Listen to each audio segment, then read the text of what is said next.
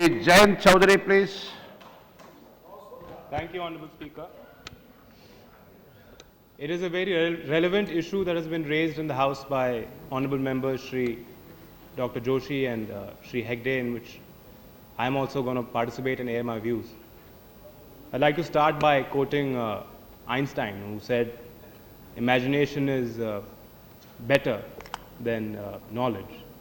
And I think that the peculiar situation that the Honorable Minister is now facing, he will require to take a flexible approach to the whole problem. I know, sitting in the opposition benches and hearing the way the debate has gone, the typical stance has been that we must ensure equity. I can probably speak for all members of this House that we are constantly endeavoring to bridge the gap between the haves and the have-nots, and ensuring access to resources to, say, a child in Bihar, or Eastern UP, or Odisha, or Jharkhand, and putting him on the same platform as a boy in Mumbai, or Delhi, or New York, is the basic tenet of why we are all here. Talking about climate change, when we propagate the argument that we are not the ones who caused it,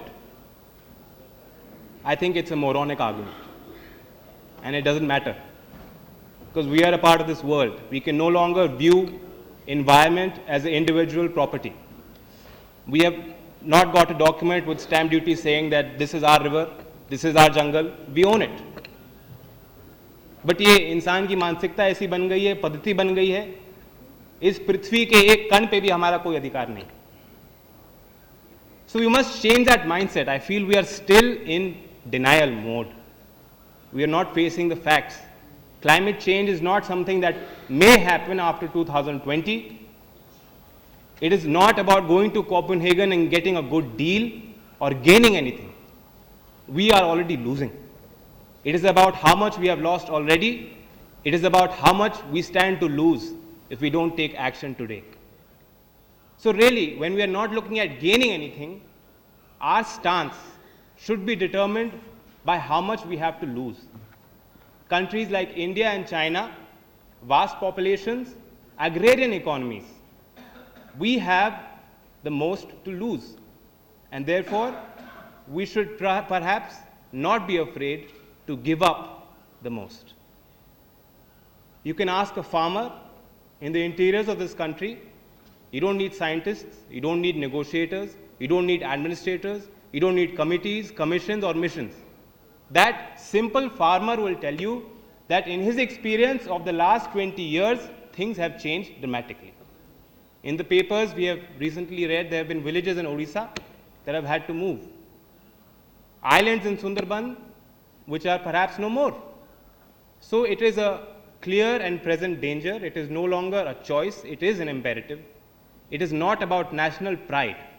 I, for one, and talking on behalf of my party, will extend support to the initiative that the Minister takes on this regard, while paying attention to the equity issue. We need innovative approaches. Now we have these missions. If I just read them out to you, I don't think even the members are aware of all these missions, what these missions intend to do. National Mission for Enhanced Energy Efficiency, Solar Mission has been launched, Mission on Sustainable Habitat, Sustaining Himalayan Ecosystems, Mission on there's a Water Mission, Mission for Green India, Mission for Strategic Knowledge for Climate Change, Mission for Sustainable Agriculture. It seems like a whole lot of fluff. And also, recently I was sort of happy and amazed to see that our forest cover is expanding. In Uttar Pradesh, my experience has been in Lucknow and Noida, a lot of trees have been cut down. I don't see any trees being planted. Last time in 92, when we went to Rio, I think our forest cover, the statistic that was given was 21%. So while welcoming this statistic that has been presented, I would ask the Minister to, the way commodity prices are being announced, say, every week, inflation figures are announced regularly, this is something that is very important to us all. You should perhaps announce this figure of forest cover every month, every 3 months, every quarter. We should create an environment within our domestic structures through laws enacting important legislations and empowering these so-called missions to bring these issues to the eye line. What I'd like to find out is, say the solar mission has already stated that by 2022 they're going to create 20,000 megawatt of capacity. Our approach up till now has been that we will provide incentives, we will provide some subsidies, and private sector will come up. I think unfortunately though that has not happened in the renewable energy sector. Lot of the environmental standards that we already have are not being conformed to by industry, because when they look at it from a cost benefit analysis, it doesn't make sense. When they look at the income statements, balance sheet, cash flow, it doesn't make sense to invest in these technologies. Solar electricity, why it hasn't taken off? Because people say it is expensive. When they say it is expensive, they are perhaps not taking into account the need for diversifying our energy sources. They are not taking into account the costs involved when there are regular floods, drought, salinity of soil, loss of crop production, and the threat that climate change poses. Because these cannot be quantified in sheer numbers. So therefore, the government should consider having an asset-backed program. In today's day and age, when we are selling off our public sector enterprises, it may seem outdated. But if we just stand back and say the private sector will come up, it may not, because it doesn't make sense for them to invest.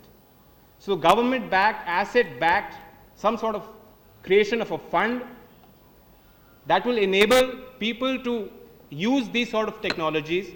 Perhaps India, the central government, can look at becoming the world's first green government. Why not look at our central government buildings?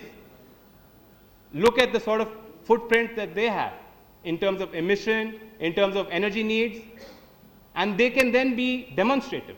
The good thing about solar technology is it is democratic.